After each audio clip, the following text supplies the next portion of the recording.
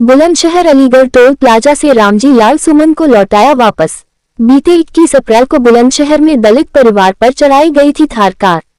थार चढ़ने से दलित परिवार की एक महिला की हुई थी मौत, 4 लोग घायल। अखिलेश यादव के निर्देश पर सपा डेलीगेशन पहुंचना चाहता था बुलंदशहर। डेलीगेशन में राज्यसभा सांसद रामजी लाल सुमन हुए थे शामिल। अलीगढ़ के गभाना टोल प्लाजा के पास कुछ लोगों ने किया था हंगामा, पथराव की भी कोशिश। अलीगढ़ पुलिस ने रामजी लाल सुमन को बचाया, लेकिन कार के शीशे टूटे, डाला काला तेल। बुलंदशहर के ग्राम सुनेहरा, कोतवाली देहात पहुंचना था डेलीगेशन। अलीगढ़ के थाना गभाना क्षेत्र स्थित टोल प्लाजा पर भारी पुलिस फोर्स तैनात, वापस किया गया डेलीगेशन। संवाददाता प्रदीप पंडित, बुलंदशहर।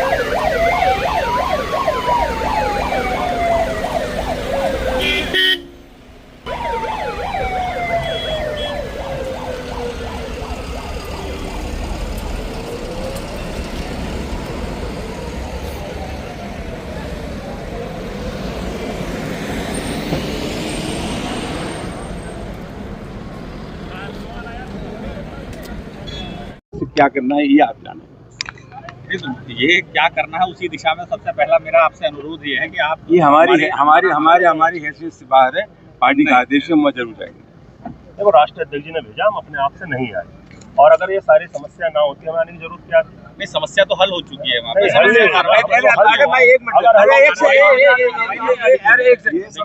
अरे एक सेकंड हमारी बात सुनिए। पुलिस के कार्रवाई हमारी समस्या का निराकरण में आपका दृष्टिकोण अलग है, हमारा दृष्टिकोण अलग है। पूरे उत्तर प्रदेश में दलितों पर बाढ़ आई हुई है, अत्याचारों की। बुलंदशहर में घटना हुई, आगरा में घटना हुई, आपका रामपुर में घटना हुई। पूरे प्रदेश में घटनाओं की बाढ़ सी आई हुई है। और ये सब इसलिए हो रहा है कि उत्तर प्रदेश में सरकार का जो मिजाज है, तो सरकार के मिजाज के चलते कुछ वर्ग मदांध हो गए, अंधे हो गए। हमें वहाँ जाना है, और जाने के बाद आपने कहा कार्रवाई होगी।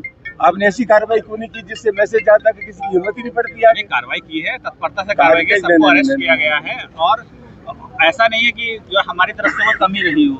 हमारे लिए कोई भी पीड़ित है और कोई भी अपराधी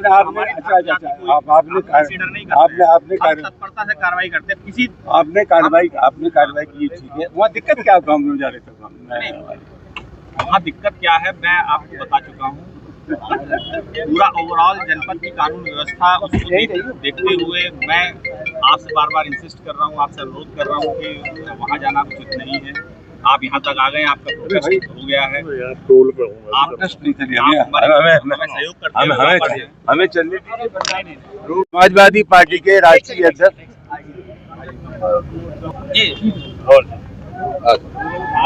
समाजवादी पार्टी के राष्ट्रीय अध्यक्ष श्री अखिलेश यादव जी के निर्देशानुसार हमें अभी सुनहरा जाना था।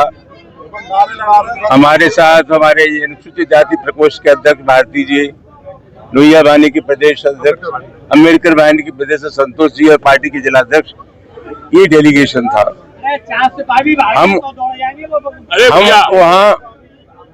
हम वहाँ जाकर के बस स्थिति का पता करना चाहते थे। और सही मानों में बात यह है कि पूरे उत्तर प्रदेश में आज दलितों पर अत्याचार की बाढ़ सी आई हुई है।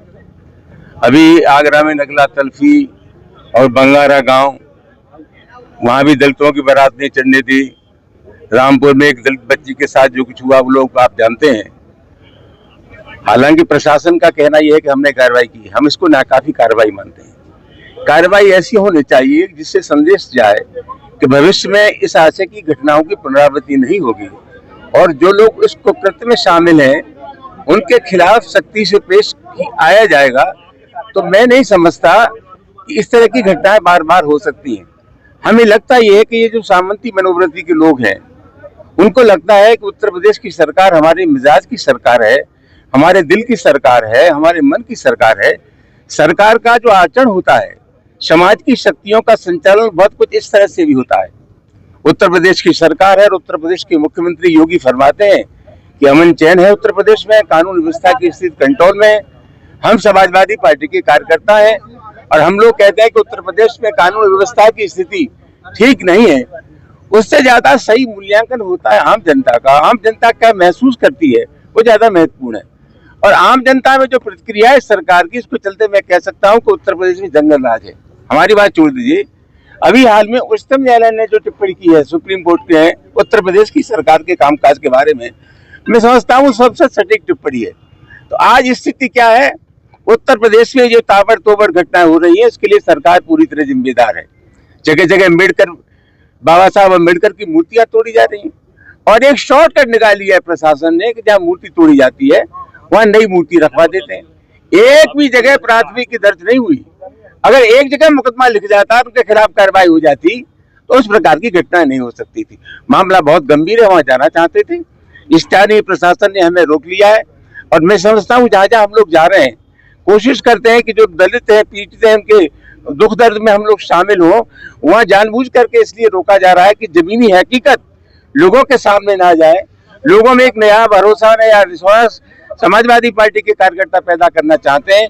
जानबूझ करके हम लोगों को रोकने की साजिश की जा रही है। और जो अवांछनीय तत्व हैं, अभी रास्ते में कुछ तत्व में मिले जिन्होंने हमारे मित्रों को गाड़ियों पर पथराव करने की कोशिश की। मैं जानना चाहता हूँ क्या कर रहा था हम कहलाई, क्या कर रही थी पुलिस, कोई एहतियात बढ़ता गया? तो मामला बहुत गंभीर है और मैं समझता हूँ इसकी इतनी आलोचना की जाए कम है। उत्तर प्रदेश में दलितों पर अत्याचार की बाढ़ आई हुई है, उसकी रोकथाम का कोई समुचित इंतजाम नहीं है। कुछ वर्ग के लोग मदान हो गए, अंधे हो गए, उन पर कोई अंकुश नहीं है। समाजवादी पार्टी अपना धर्म समझती है कि जो पीड़ित लोग हैं उनके पास हम लोग जाएं और उनसे कहें घबराओ मत, संकट की इस घड़ी में हम तुम्हारे साथ हैं। आपका कुर्ता फटा हुआ है, कौन सा? ये मुझे मालूम है। क्या वजह रही? इसी वजह है कि कुर्ता मेरा फटा हुआ था, लेकिन मुझे मालूम था कि कुर्ते के ऊपर जब जबारकट पहन लूंगा तो फटा हुआ कुर्ता दिखाई नहीं देगा। नहीं आज जो नहीं मेहरबानी करके उससे मन जोड़िए। बुलंदशहर के लिए आप जा रहे हैं या रोका गया है आपको? आप दिखाई नहीं दे रहा था, ये आप जब लगा रहे थे वहाँ डंडा अपना, तो आप दिखाई नहीं दे। हम तो अब भी जाना चाहते हैं, आप निकलवाओ हमें, हम जाना चाहते हैं। जबरिया रोका गया है, जबरिया। चलो ठीक।